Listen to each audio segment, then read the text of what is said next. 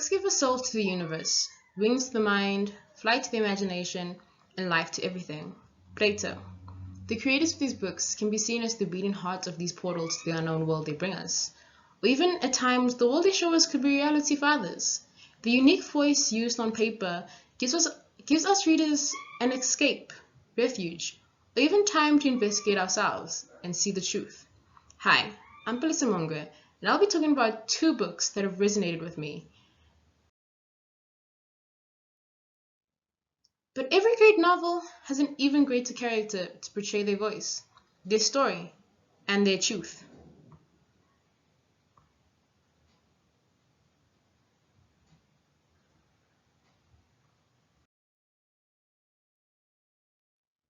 The Hate You Give by Angie Thompson is a great showing of that, with her main character Star, a young black girl going through the confliction of whether to fight the injustice of the justice system in America after witnessing herself with her childhood friend Khalil, with the killing of her childhood friend Khalil, and almost losing her life as well.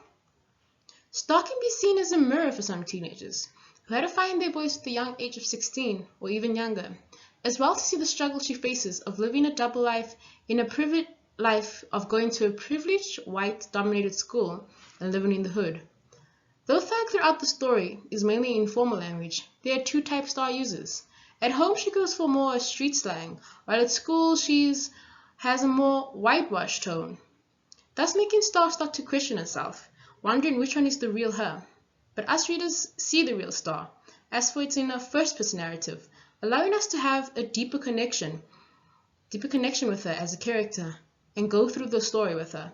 We see her pain, her happiness, and her sadness unfold with us. Though the ending was an unaccomplished goal, Star grows to understand that letting your voice out is far more important, and even with one failure, there are many more successes that go through it.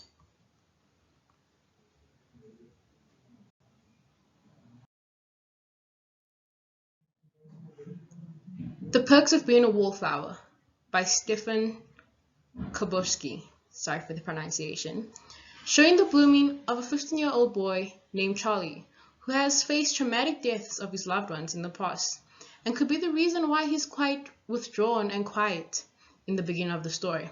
But this also made him quite observant. The story is in his first-person narrative, but is mainly seen through diary entries to an unknown friend.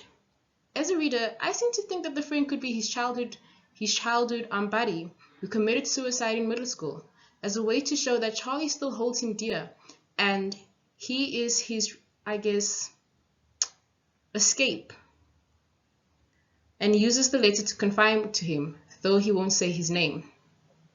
Charlie slowly gets out of his shell with the help of his mentor, the English teacher, that shows him that his talent in writing and guides him to harvest it through reading and writing more, as well with his two new friends. Though in his journey of opening up becomes messy and complicated, for he remembers that his recently passed aunt, who is his second traumatic death he faces, is in fact the one who molested him as a child, and as well as dealing with his first love. He grows to the point where he realizes that he must forgive his aunt, for she's already gone, and as well to write his last letter to his friend, as to say that he has to let him go and fully grow and experience life. Stephen Kobokshi shows his voice through Charlie in a way of life of how trauma can affect a person, but also to show how the right people can put you out of it and make a path for you, even though they might not be there for long. And to say that even shy, awkward people have the talent and will bloom no matter how long it takes.